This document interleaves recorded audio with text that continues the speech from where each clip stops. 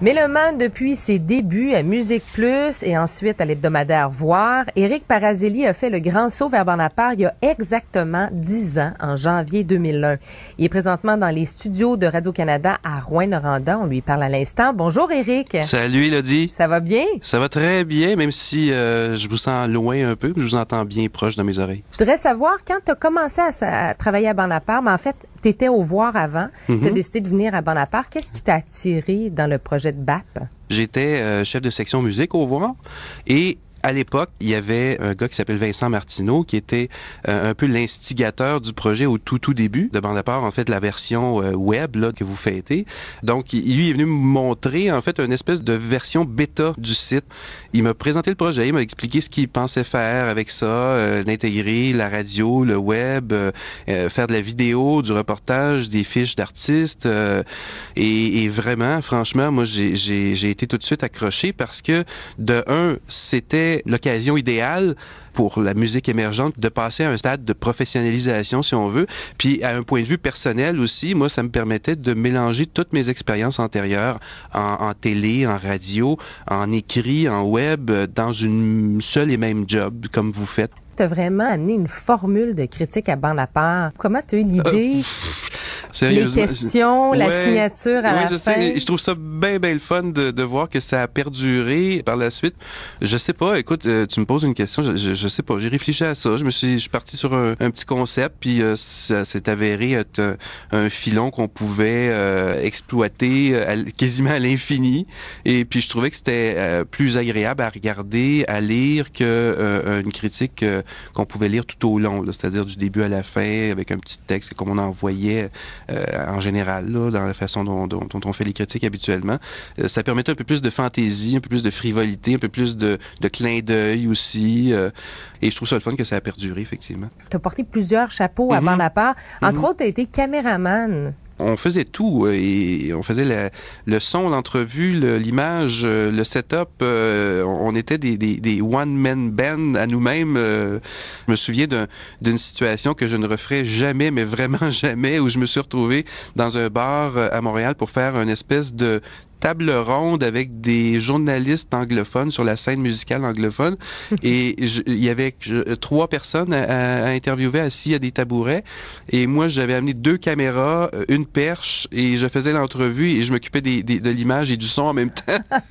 Je veux dire, ça avait pas de bon sens, là. Mais oui, effectivement, il y a eu des situations où j'ai eu à faire plus une job de caméraman en tant que tel. Je me souviens d'un moment, une autre expérience un peu débile. On avait fait la diffusion en direct du Gala des Mimi, en direct du défunt Spectrum. Et moi, j'étais attitré à être le caméraman sans fil de l'événement. Donc, j'avais une espèce de pack-sac sur les épaules avec une antenne énorme qui me survolait. Et j'avais la caméra donc qui était reliée à un récepteur et émetteur, là. Et je pouvais me promener dans le Spectrum comme ça, mais avec un poids assez énorme sur les épaules. J'en ai eu une couple de jours là, d'avoir des douleurs lombaires par rapport à cette soirée-là, mais ça a été vraiment une super expérience, parce qu'on avait l'impression de mettre une petite pierre à l'édifice là, de la façon dont on fait les choses techniquement sur le web. Et parfois, vous étiez même des pionniers, parce que j'ai lu que tu avais fait la couverture d'un festival avec ton cellulaire, mais à l'époque, c'était une première au Québec. Ben oui, certainement au Québec, et sincèrement, on n'a pas dit ailleurs dans le monde parce qu'on pouvait pas être sûr.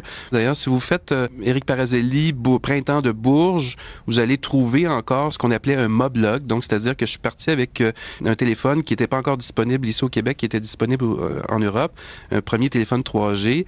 Et à partir de mon téléphone cellulaire, donc je couvrais le festival en prenant des photos, de la vidéo, des entrevues, des bouts de spectacle, et que j'uploadais via courriel en envoyant ça sur un serveur pour le mettre sur le blog en question. Aujourd'hui, on écoute ça, on dit ben ouais, tout le monde fait ça, mais à l'époque, c'était pas répandu du tout de faire ce genre de choses-là, et certainement pas dans un contexte de couverture journalistique. Donc, et télécharger une photo devait prendre quoi, 25 minutes? Et souvent plusieurs essais, erreurs. Tu as aussi été l'instigateur de quelque chose qui s'appelait le banc d'essai. Qu'est-ce que c'est? Oui, le banc d'essai, en fait, le vrai titre exact, c'était le banc d'essai de Paraz, parce que c'était mon surnom dans l'équipe à l'époque. Donc, c'est quelque chose qui a été instauré, je dirais, pour l'émission de télé surtout. Donc, ça pouvait être de différentes formes, c'est-à-dire soit une critique parlée, tout simplement, où j'exprime mon opinion sur un disque.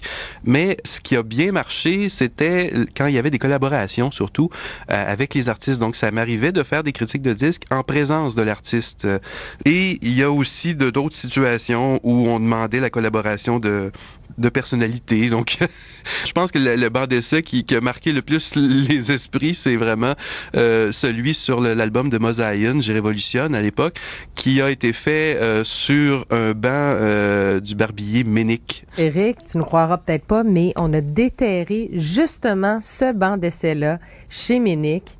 Alors, on s'en va écouter ça. On se laisse là-dessus. Merci, Éric. Oui, merci, Paraz. Salut. Et bon 10e anniversaire à tout le monde, à toute la gang. Merci. Merci, salut. bye.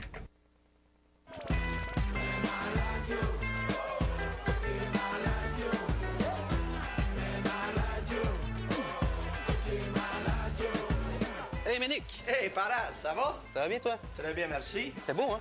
Mais, hein, on est gâtés par la température. Puis, qu'est-ce que t'as écouté de bon cette semaine? Qu'est-ce que j'ai écouté de bon? Oui. Je devrais dire qu'est-ce que j'ai écouté d'intense.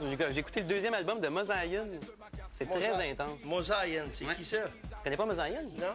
Ménic, c'est le band le plus important dans les pop au Québec. Oui, c'est pas dogmatique. C'était dogmatique, là. Mais avec le premier album là, de Mosaïen qui s'appelait Mentalité Monde, sorti en 99, là, ils ont prouvé que le rap pouvait être authentique, intelligent, puis accessible en même temps. Mais dogmatique, ils sont plus dedans. Là. Bon, on va s'ajuster à toi.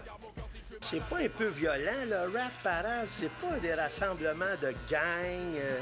C'est pas le rap qui est violent, hein? C'est l'environnement social qui est autour. Parce que le rap, là, c'est juste le reflet de ce qui se passe dans la rue. C'est juste une façon d'exprimer ce qu'ils vivent à tous les jours. C'est ça qui est violent. Écoute un petit extrait. Ben, j'apprécierais. Certain? Je n'ai jamais voulu être. Depuis que je suis né, ma mère s'inquiète. Ils sont peut-être enragés, mais c'est de la musique entraînante.